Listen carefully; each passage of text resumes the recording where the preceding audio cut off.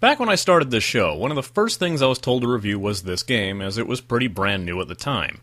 I warned people that I didn't do closed betas. When I posted the MapleStory review and asked for suggestions, people asked me to review this game. I told them I didn't do closed betas. When I reviewed Dungeon Fighter Online, people told me this game was out of closed beta. I told them I didn't want to review it until they released all the characters. While it seemed I was pulling excuse after excuse out of my ass, I really didn't want to look at the game until I felt it was a bit more complete. Closed betas and missing characters doesn't exactly scream complete to me. So, it's finally time. This is the MMO Grinder, and it's time to look at Rusty Hearts.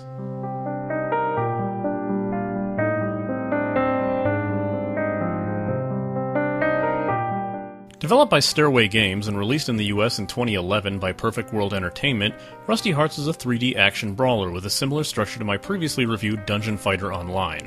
The story of Rusty Hearts follows Franz Kruger, one of the playable characters, as he travels alongside a young witch apprentice named Angela to investigate the goings-on at Curtis Castle, where a man named Vlad is causing disturbances to the town. The game, unlike a lot of beat-em-ups, is actually very story-heavy, involving a lot of dialogue scenes and cutscenes to move it along. The story itself, regardless of what character you pick, seems to be told through the eyes of Franz, and most of the early dialogue scenes only involve Franz and Angela, with the characters Tude and Natasha not showing up until much later. But let's get to it.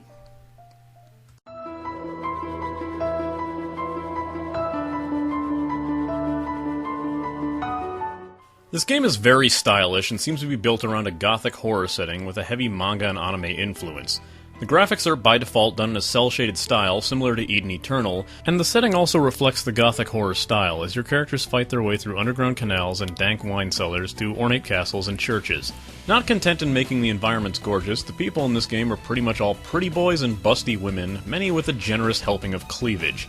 It's rare to run into someone who wasn't made to look attractive in some manner, unless you were meant to kill them. Of course, the monsters you were meant to kill have interesting, and occasionally disturbing, designs. Like most beat-em-ups and brawlers, you're going to be killing a lot of the same looking enemy, but at the very least they do differ in design, not just color. You're going to be seeing a lot of skeletons when starting out, and well throughout the game, though there is a bit more variety than there was in DFO. This game pretty much prefers you run it in widescreen. While it doesn't outright say that, it's made pretty obvious when you look at the character screen. If you're running it in a standard resolution, you'll notice that both Angela's and Natasha's names are cut off on the sides, and when you try to play in the same resolution, you'll notice that dungeons feel awfully cramped, and there'll be a lot of off-screen enemies taking cheap shots at you. This is why most of this footage is in widescreen instead of my usual 1280 by 1024. Please tell me I'm not the only person left on this planet with a square monitor. The game also totes that it's ready-made for Nvidia's 3D gaming cards, and there's even a checkbox for it when you look at the graphic options. I'm not one to buy into the 3D fad, though, so I fail to see the point in this. Oh, now I get it. There's a bit of camera control in the towns, but the dungeons have fixed or swaying cameras that you will have no control over, and that might get confusing. Camera control is also laid out pretty oddly on the keyboard, but I'll get more into that when I cover gameplay. All in all, the style is very well suited by the graphics and is only punctuated by the game's soundtrack.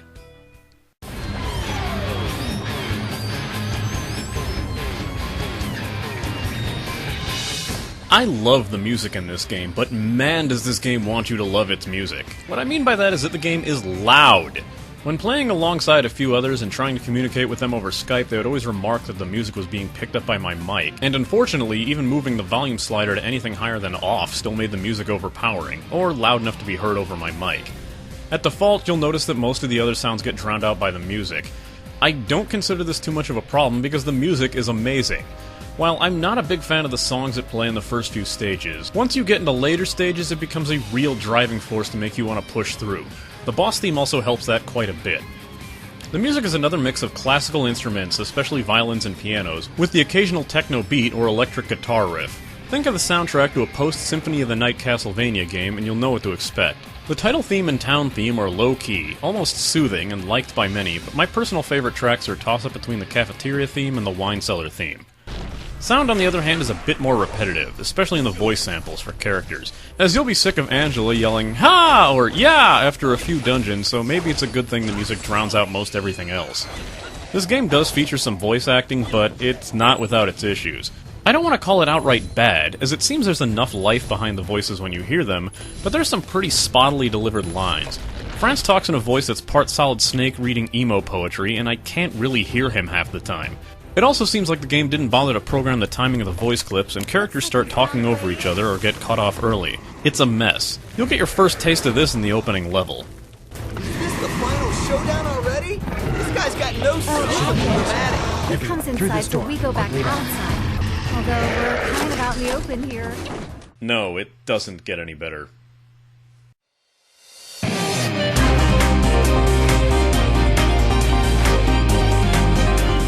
The game starts from a launcher, and when you hit Start Game, it will update any recent patches before it starts. After that, you'll be shown a server choice alongside the quality of your connection speed. In my case, East Server was the best option. Now, this is important. When the game asks you to log in, do not hit Register. If for some reason you haven't registered an account at Perfect World yet, just do it from their site. Hit Enter once you finish typing your username and password, or hit the Login button. If you do hit the register button, it will try to load a window in your browser, and half the time on my end it really screwed the game up. After that, you'll see a server group, which since you already chose it when you started from the launcher, it'll be the only thing you can pick. Then you'll be taken to a channel group list, which you can change at your leisure. Now choose your character. Note I once again say character, as these are not classes. Each character has an actual name, background, and role in the story. From left to right, there's Franz Kruger, a vampire and swordsman whose main role is up-close melee combat and high defense. He's the guy you want to pick if you want to be surrounded by enemies while you lay down a beating. He wields a sword but can use a large axe at later levels. Next is Angela Straugent, a young witch who unsurprisingly wields magical spells. Her spells are where most of her attack power lies, and she doesn't take hits well. Her weapon is the magic sword, which is, well, a sword, and her later weapon option is a scythe. Third up is Tood McCloud, a maybe werewolf who uses up-close martial arts tactics. He's the speedy bruiser of the game, ideal for those who like fast physical damage. His weapons are identical in type, both being fist-based, but the gauntlets are faster than the secondary claw weapon. Finally, the recent addition I was waiting for before I bothered with reviewing this game, the gunslinger Natasha Borsankova. A purely long-range speed fighter, Natasha uses some interesting systems, like an ammo counter and a set number of sentries and landmines. Her weapons consist of dual-wielded revolvers, and later on the slow but powerful musket. While quite relevant to my interest, she does trigger my inner gun nut rage for this fact alone. That's a flintlock pistol, not a revolver. There's a little bit of a difference there. Play as Maximilian Roivas in Eternal Darkness if you want to see a more realistic adaptation of dual-wielding flintlock pistols. Once you choose a character, you can only add a name your avatar will be identified by. You'll get tossed immediately into a training stage / cutscene that will give you the control basics. Use the arrow keys to move, press X to attack, Z to block, and C to grab and toss your opponent, the exception being Natasha, who will only backdash when pressing C. Press space to jump, where you can attack in midair, or do a downward striking move if you hit block. You can also dodge roll by double tapping a direction, but this move, along with the grab, differs a bit with each character. If you time blocks correctly, you can activate the Just Guard skill, which nullifies damage, reflects projectiles, and allows a super move counterattack. Your skills are assigned to the A, S, D, F, G, and H hotkeys, which you can customize as you unlock them. Unlike DFO, there's no button combinations to perform skills, so proper hotkey placement is essential. You can also assign buff skills to F1 through F4 and usable items to 1 through 6. Your health, mana, and AP bar appear on the top of the screen. The red health bar is, of course, your hit points, the blue mana bar relates to your MP for skills, and AP fills with yellow as you attack or get attacked. AP serves two functions, either allowing you to cancel a direct attack by double tapping a direction, or unleashing an awakening move when the bar is filled, but you won't see your first awakening skill until level 20. Unlike DFO, you do have the option to play with a gamepad, but the game only seems to support the Xbox 360 controller, if the control guide is any indication. I tried using my old Sidewinder pad just to see if I could, but that didn't turn out so well. I personally find the controls a bit easier with the gamepad, as it lends itself well to the gameplay, but it's a matter of personal preference. This game does play on a fully 3D field, so rather than lining yourself horizontally like you would in DFO or any other 2D beat-em-up, you can attack in any direction. This game is a lot more slow-paced than other brawlers, especially DFO, and I find it much easier to follow along in the action, and keep track of my character. Think Devil May Cry, Turtles in Time Reshelled, or The Bouncer, not Streets of Rage, Turtles in Time, or Castle Crashers. Once you reach town, you'll be given a few more quests that will give you more incentive to head into dungeons. You can rotate the camera by pressing Q and E. You can hit M to bring up the town map and see what quests are available. For example, a blue STO is a story quest, a green NOR is a normal quest that won't advance the plot, and an orange exclamation point is a turn-in. You'll notice a few other types when you get further into the game. Be sure to gather most available quests before you head into the dungeon area. Many quests ask the simple MMO standards as well as the stuff you'd get from DFO, including time limit quests and going through uncertain difficulty levels. Some ask fairly ludicrous things, like breaking 200 wine barrels, killing 500 skeletons, or collecting 240 ice stone shards, but thankfully these are hardly the norm. You can complete most quests with only 1 or 2 appropriate dungeon runs. If you take the time to read it, some of the quest text can be absolutely hilarious, especially Angela's general rudeness or fourth wall breaking. To find a group of dungeons, head to its portal. Dungeon portals are swirling purple masses that look like Warcraft instance portals. Approach one to be taken to the dungeon select screen.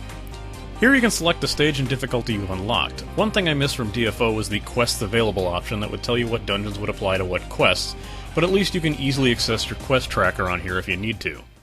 Okay, now once again I'm going to talk about dungeon runs, and if you've recently seen my Dungeon Fighter Online review, then this is going to sound really familiar. If not, well, let me get you up to speed.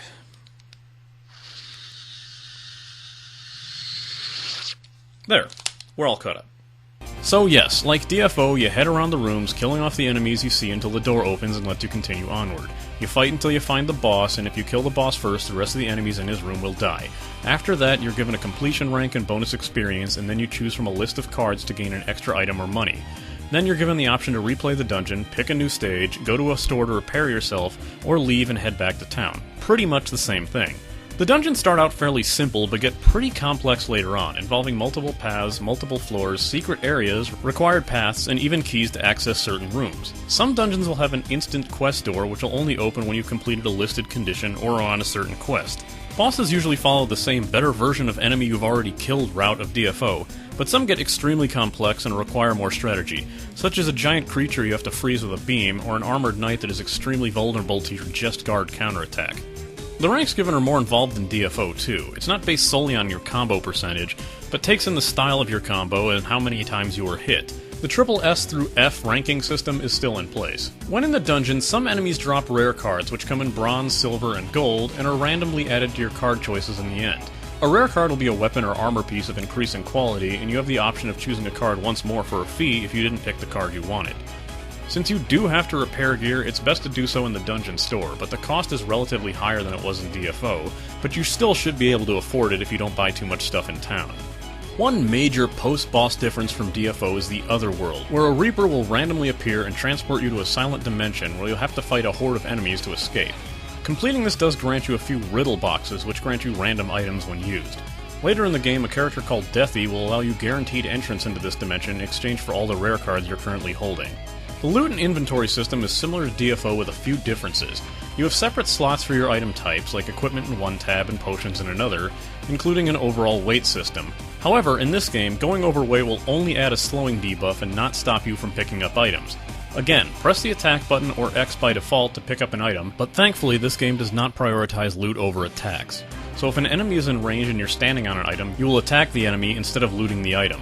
While weaponry is restricted by character, you can equip any type of armor on any character. Each character does have an armor specialty, though, that will grant bonus traits if you're wearing the correct type. You can also do a simple upgrade with the augment pebbles you find. Simply drag a pebble onto an equipment piece in your inventory. Do this too much, though, and you'll raise your chance for it to fail and lose all the previous augments you've placed on it. You can even augment the augment pebbles to give a bigger bonus in one shot, or simply save up some inventory space. When you die, you can choose to leave the dungeon or use one of your resurrection scrolls. When starting out, you're given 10, but if you lose 5 of those, they are gone forever unless you buy more in the cash shop. Once you go under 5, you're replenished to 5 when you log in the next day. Speaking of dying, the game's super elite hard mode is called Blood Mode, where the game requires you to find 5 items to enter it. You gain a lot better items in it, but when they tell you you need a full party of 4 people, they aren't joking. Don't run these solo unless you want to use up all your res scrolls for that day. One last thing to touch upon is the Dead Man's Chest, where a chest will appear randomly in the dungeon after you complete it, and if you want to retrieve it, you'll have to choose the Explore Again option. Doing so usually grants rare crafting items and costume patterns, but it's possible you'll just keep getting chest after chest, and if you want to collect them every time they pop up, you could be there a while. There's a lot more dungeon quirks and modes as well, but I'll leave you to discover them on your own. There are ways to customize your character in this game, starting with something as simple as equipable titles, that grant a small stat boost when you use them. You can choose what kind of skills you want to upgrade at your trainer. While you may have enough to pay for every skill when starting out, you'll soon notice you'll be running out pretty quickly, and you'll have to start foregoing one skill over another. Keep track of what works best for you as you play.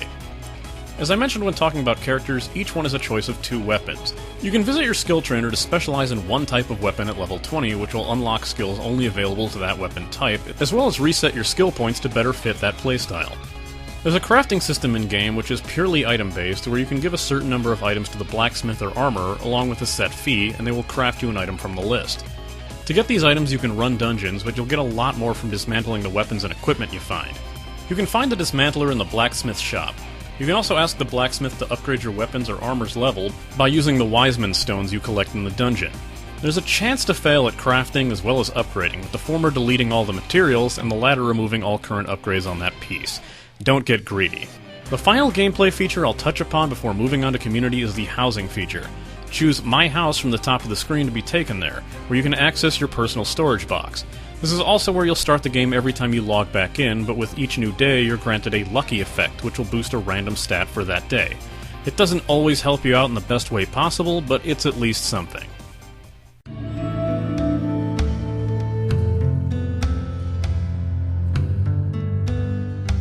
In grand tradition of the beat-em-up, this game is highly repetitive when alone and a lot more interesting with others. The chat block is a bit confusing and limited, to be honest. They're the standard MMO channels, but it's not quite as simple to whisper someone or whisper back as it is in most games, as you can't just click on the player's name. The same goes for party invites, although there's an interesting system in place. If you don't have any friends to bring along with you, you can hit the P key to bring up the party window. From there you can choose to join an existing party looking for other people, or you can host your own and wait for people to join you. The party leader has absolute control over the actions of the party, so be aware of that. For example, you can only enter the dungeon select screen when the leader goes through, and they can choose what option to take next when the dungeon ends. So if you want to sell and repair, you better let them know before they choose something you don't want to do. Another clever thing about party invites is that it will automatically bring you to the appropriate channel group and channel when you accept the invite, so players don't have to chase each other around the server. Item trading is simple enough but runs into an odd issue. If you have a full tab in any inventory slot, you will not be able to trade regardless of what item you're trading. For example, if you have a full Other tab, as that is the most likely one that'll fill up, you cannot trade an equipment piece, or even more baffling, more of the same kind of item already in your Other tab. This kind of forces you to sell or toss an item in desperation, despite there being no logical reason for you to do so. The auction house is easy enough to access in this game. Just click the button on the top of the screen that reads Auction House. You can search for weapons and items in there, or list your own, and all winnings will be sent to your mailbox. To access your mailbox, choose it from the Community tab. You can also use it to send items to other players or your other characters. It's also where you can check the latest spam from Perfect World because they can't seem to figure out how their own mailing system works. There's PvP arenas in this game and they seem well organized. When I joined one as a level 21, I was certainly on the low end of the table, but I wasn't having to contend with anyone over the level of 25, and I can appreciate that. Even though I wasn't doing too well at first, I never felt completely overwhelmed or out of my league, as Just Guard works just as well as it does in dungeons, and you're given a lot of room to make mistakes. Standard to many MMOs, there's a guild system in this game. It's odd that the maximum limit of guild members is only 40, and this forces a lot of guilds to constantly boot less active players to make room. In addition to the guild name, there's a system to give each member a nickname. It seems ideal if you wanted to identify a group of characters as the same person, or if they're known more often by another name, but the guild I joined just used it to grant anyone in it some nonsensical names instead. So, yeah. Otherwise, the chat block conversations can get a bit obnoxious, but no one's ever outright annoyed me.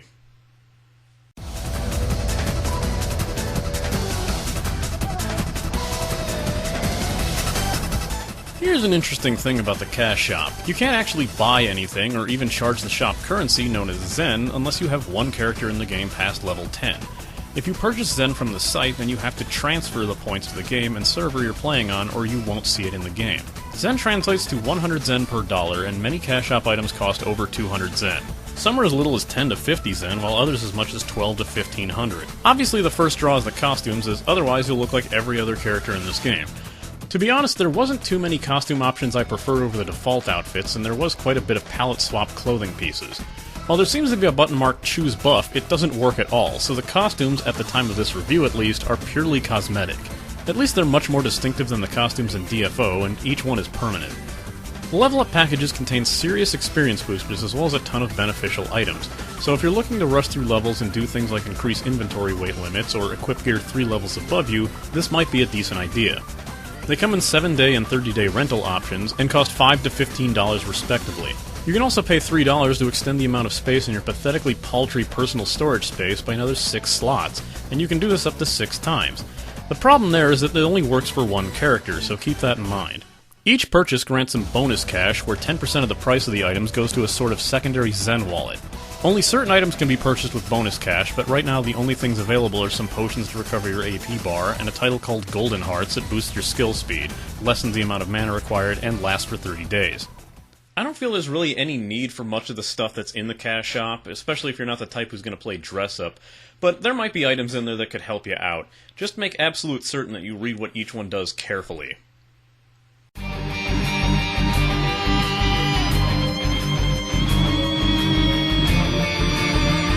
Enough people begged me to play this, and, well, they didn't really need to. I was into this game when it was in closed beta, and not too much has changed to make me feel differently. If you wanted to play Dungeon Fighter Online and couldn't, or just didn't like the low-res, frantic nature of that game, this game is a much more involving and great alternative. Here's my final rating. This game features some great artwork and style, both in the graphics as well as the music. It's a bit more complex and strategic than Dungeon Fighter Online, so it won't feel nearly as much like a button masher. Overall, it's a fun action brawler that's made better with others. Since this game lacks customization, you'll have to pay for it if you want to look slightly different from the other characters. This game tends to level fairly slowly, especially towards the higher levels, so a level-up package might take away that sting, if you're willing to drop the cash on it. It's nice that a lot of the items don't have a rental property, so once you buy it, it's yours for as long as you play. Just make sure to read the descriptions carefully. If this isn't your genre, then this isn't your game. It's yet another repetitive beat-em-up, and if you don't want to fight through the same dungeons repeatedly on higher difficulty levels, I'd look elsewhere. If you're used to the fast and frantic pace of DFO, this game will feel outright sluggish in both combat and level progression. Even with 2 weapon options for 4 characters that alter their playstyle, this game lacks differing classes and you might get bored with your options fairly early on. Since you're playing characters and not creating them, you'll have less options for individuality than in Dungeon Fighter Online, so again, if that's a major deterrent for you, you might not want to try this. Next time, I'll be looking at... oh, damn it! Okay, fine, I can't wait to get torn apart by this game's rabid fanbase. Next up, Episode 10 on League of Legends. Also, you might have seen it by now, but if not, I'm pitting the superhero MMOs against each other. Head over to mmogrinder.net to vote on what you want to see reviewed in Episode 12.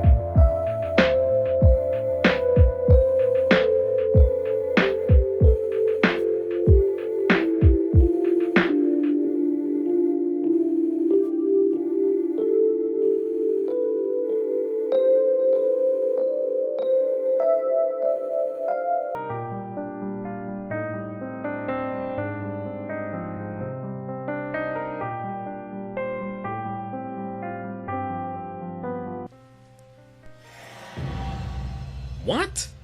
Her? Really? You can't be serious!